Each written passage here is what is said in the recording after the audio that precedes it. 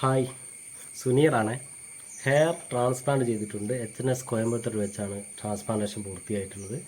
എൻ്റെ ട്രാൻസ്പ്ലാന്റേഷൻ കഴിഞ്ഞിട്ട് 1 വർഷവും അതേപോലെ 2 മാസവും കഴിഞ്ഞിട്ടുണ്ട്.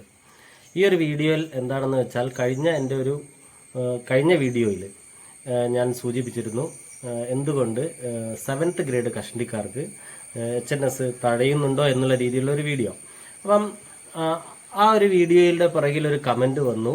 അതായത് അവിടെ ഒരാൾ പോവുകയും ഒരു ശനിയാഴ്ച പോവുകയും അവർ ചെയ്യില്ല എന്ന് പറയുകയും ചെയ്തു. എന്നിട്ട് അതേ റേറ്റിന് 10 രൂപ റേറ്റിൽ കേരളത്തിൽ ചെയ്തു.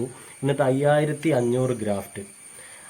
അങ്ങനെ ഒരു കമൻറ്റ് ചെയ്യുകയും അതൊരു കമൻറ്റിന് ഞങ്ങൾ മറുപടിയൊക്കെ ചോദിച്ചു. ഒരു മറുപടിയില്ല. ആരും 2-3 പേർ അതിനെക്കുറിച്ച് ചോദിച്ചിട്ടും ഒരു മറുപടിയില്ല. ഇപ്പോൾ ആ കമൻറ്റ് അതിലില്ല കേട്ടോ. ഞാൻ ഡിലീറ്റ് ചെയ്തു. കാരണം വാസ്തവ വിരുദ്ധമായിട്ടുള്ള ഒരു കാര്യം പറയുമ്പോൾ നമ്മളത് മുന്നോട്ട് പോകേണ്ട ആവശ്യമില്ലല്ലോ. അതായത് ഒരു ട്രാൻസ്പ്ലാന്റ് ചെയ്യുമ്പോൾ പരമാവധി എത്ര ഗ്രാഫ്റ്റുകൾ എടുക്കാൻ കഴിയും? ഇത്തരം ഒരു ചോദ്യം ഞാൻ കഴിഞ്ഞ എൻ്റെ 2 സുഹൃത്തുക്കളുടെ കൂടെ HNS പോയപ്പോൾ അവരെ ആദ്യം മടക്കി. ട്രാൻസ്പ്ലാന്റ് കഴിയില്ല. അപ്പോൾ അവർ വീണ്ടും എന്നോട് പറഞ്ഞു ഒന്നും കൂടെ ഡോക്ടറോട് സാധിക്കുമോയെന്ന്. അതായത് അതിനെക്കുറിച്ചുള്ള കാര്യങ്ങളൊക്കെ വിശദീകരിച്ചതിന് ശേഷമാണ് ഡോക്ടർ ആ ട്രാൻസ്പ്ലാന്റേഷൻ ചെയ്തത് കേട്ടോ. അപ്പോൾ ഡോക്ടറോട് സംസാരിച്ച ഒരു വീഡിയോ ആണ് ഇതിൽ ഉൾപ്പെടുത്തിയിട്ടുള്ളത്. അപ്പോൾ അതിനു മുമ്പേ വെറുതെ നമ്മളെന്തിനാണ് ഒരു HNS-നെ കുറ്റം പറയുന്നത് എന്നുള്ളതാണ്. നിങ്ങൾക്ക് എവിടെ വേണമെങ്കിലും ട്രാൻസ്പ്ലാന്റേഷൻ ചെയ്യാം. പക്ഷേ HNS-ൽ ഒരു 10 രൂപയ്ക്ക് വളരെ കുറഞ്ഞ നിരക്കിൽ അവർ ട്രാൻസ്പ്ലാന്റേഷൻ നടത്തിയിട്ടുണ്ട്. അപ്പോൾ ഒന്നുകിൽ അവിടെ 10 രൂപ ആയതുകൊണ്ട് തന്നെ പല രീതിയിലുള്ള കാര്യങ്ങളും അവർക്കെതിരെ പറയുന്നുണ്ട്, അല്ലെങ്കിൽ യൂട്യൂബിലൂടെ വരുന്നുണ്ട്. അതിൻ്റെയൊക്കെ സത്യാവസ്ഥ എന്താണെന്നുള്ളത് നമുക്ക് പറയാൻ കഴിയില്ല. അപ്പോൾ എനിക്ക് HNS-നെ കുറിച്ച് പറയാൻ കഴിയും എന്താണ്, എൻ്റെ ട്രാൻസ്പ്ലാന്റേഷൻ HNS-ൽ വെച്ചാണ്. അപ്പോൾ HNS-ൽ ഒരു ട്രാൻസ്പ്ലാന്റേഷൻ നടത്താത്ത ഒരാൾ എങ്ങനെയാണ് HNS-നെ കുറിച്ച് പറയുക? അവിടെ നിന്നുള്ള അനുഭവങ്ങൾ ഉണ്ടെങ്കിൽ അയാൾക്ക്, അല്ലെങ്കിൽ ആ വ്യക്തിക്ക്, അല്ലെങ്കിൽ അത്തരം ആളുകൾക്ക് പറയാൻ കഴിയും. അല്ലാതെ എന്തെങ്കിലും 1-2 റിസൾട്ടുകൾ വെച്ചുകൊണ്ട് തന്നെ അവരെ കുറ്റപ്പെടുത്തുന്നതിന്റെ ആവശ്യം എന്താണെന്നാണ് ഞാൻ ചോദിക്കുന്നത്. ഇത്രയും കുറഞ്ഞ സേവനം നമുക്ക് തരുന്ന ഒരു സ്ഥാപനത്തിനെ വെറുതെ താറടിച്ച് കാണിക്കുന്ന രീതിയിലുള്ള കാര്യങ്ങളാണ് പോകുന്നത്. ഇപ്പോൾ നമ്മൾ ഒരു വാഹനം റോഡിൽ ഇറക്കുമ്പോൾ ആക്സിഡന്റ് സ്വാഭാവികമാണ്. ചിലപ്പോൾ ആക്സിഡന്റ് സംഭവിച്ചേക്കാം. എന്നതുകൊണ്ട് ആരെങ്കിലും വാഹനം എടുക്കാത്തതായിട്ടുണ്ടോ? അപ്പൊ അതുപോലെ തന്നെയാണ് 1-2 ആളുകൾക്ക് ഇതുകൊണ്ട് ചിലപ്പോൾ നെഗറ്റീവുകൾ ഉണ്ടായേക്കാം. ഒരുപക്ഷെ മുടി കൊഴിച്ചിൽ വന്നേക്കാം, അല്ലെങ്കിൽ മറ്റെന്തെങ്കിലും രീതിയിൽ സംഭവങ്ങൾ വന്നിരിക്കാം. അത് ചിലപ്പോൾ അവരുടെ ഭാഗത്തു നിന്നായിരിക്കാം. നമ്മളതൊക്കെ ശ്രദ്ധിക്കുക. ആരോഗ്യപരമായിട്ട് ഓക്കെ ആണെങ്കിൽ മാത്രമേ ട്രാൻസ്പ്ലാന്റേഷന് പോകേണ്ടതുള്ളൂ എന്ന് ഞാൻ പ്രത്യേകം ഓർമ്മപ്പെടുത്തുകയാണ്. ബ്ലഡ് പ്രഷർ അധികം, അതേപോലെ ഷുഗർ, ഇത്തരം കണ്ടീഷനുള്ള ആളുകളൊന്നും, തൈറോയിഡിന്റെ കംപ്ലൈന്റ്, ഇത്തരം കണ്ടീഷനുള്ള ആളുകളൊന്നും ട്രാൻസ്പ്ലാന്റേഷൻ നടത്തിയിട്ട് നിങ്ങൾ ഒരു വലിയ രോഗാവസ്ഥയിലേക്ക് നിങ്ങളെ കൊണ്ടുപോകണ്ട. ഇപ്പൊ നമുക്ക് എന്തുകൊണ്ടാണ് HNS-ന് ഒരു 10 രൂപയ്ക്ക് നമുക്ക് ട്രാൻസ്പ്ലാന്റേഷൻ സാധ്യമാക്കുന്നതെന്ന് നിങ്ങൾക്കറിയാമോ? എനിക്കറിയില്ല. എങ്കിൽ കൂടി നമ്മൾ വിചാരിക്കുകയാണ്, നമ്മളിപ്പോൾ ടൗണിലൊക്കെ പോവുകയാണെങ്കിൽ, ഇപ്പൊ ഞാൻ കോഴിക്കോട് സ്വദേശിയാണ്.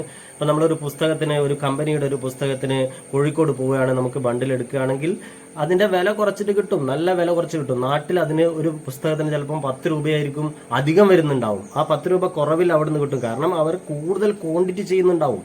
അതുകൊണ്ടായിരിക്കാം ഞാൻ ഒരിക്കലും പറയുന്നില്ല നിങ്ങൾ HNS-ൽ പോയിട്ട് ട്രാൻസ്പ്ലാന്റ് ചെയ്യണമെന്ന്. പക്ഷേ ഒരു വേണ്ടാത്ത രീതിയിലുള്ള ഒരു കമന്റ് HNS-ന് വരുമ്പോൾ നമ്മളെ പോലെയുള്ള ആളുകൾ, അനുഭവസ്ഥരായിട്ടുള്ള ആളുകൾ അതിനെതിരെ ഒരു വാക്കെങ്കിലും പറഞ്ഞിട്ടില്ലെങ്കിൽ ശരിയാവില്ല എന്ന് കരുതിയിട്ടാണ് ഞാൻ പറയുന്നത്.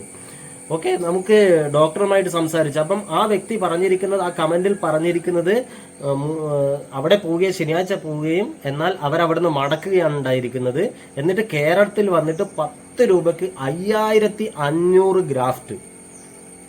നമുക്കൊരു 3000 ഗ്രാഫ്റ്റ് എടുത്തു, അല്ലെങ്കിൽ 2500 ഗ്രാഫ്റ്റ് എടുത്തു എന്ന് പറഞ്ഞു കഴിഞ്ഞാൽ നമുക്ക് വിശ്വസിക്കാം. ഞാൻ അത്രയും കമന്റ് ഇട്ടിട്ട് എന്നിട്ടും വെയിറ്റ് ചെയ്തു, എന്നിട്ടൊന്നും മറുപടിയില്ല. അപ്പൊ അത്തരം ഫേക്ക് ആയിട്ടുള്ള കമന്റുകളാണ് വരുന്നത്.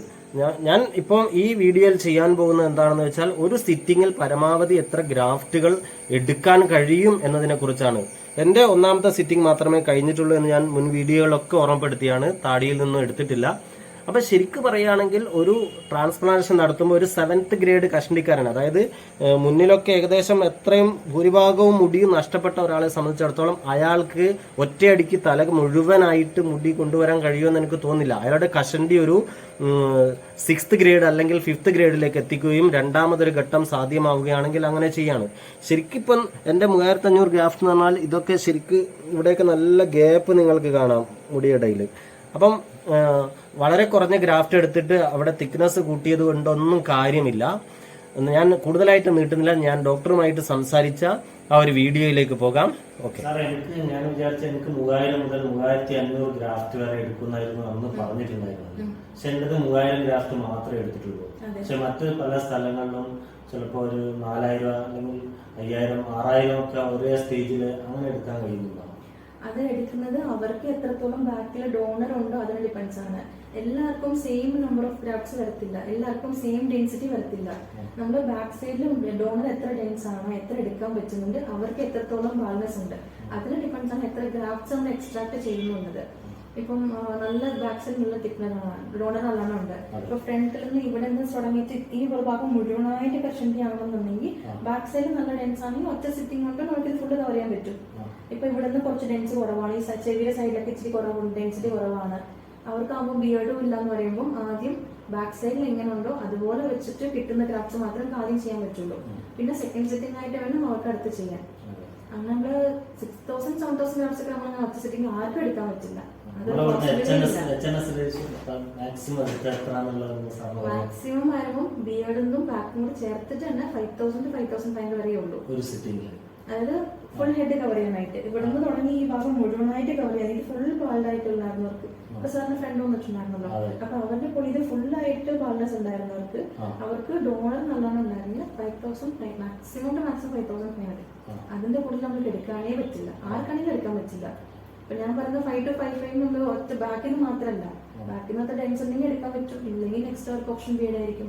അങ്ങനെ നോക്കിയിട്ട് എടുക്കാൻ പറ്റും. 6000, 7000 ഒക്കെ പോസിബിളേ ഇല്ല. അതൊക്കെ ചുമ്മാ വെറുതെ പറഞ്ഞ കൗണ്ട്സ് ആണ്, അങ്ങനെ ചെയ്യാനേ പറ്റില്ല.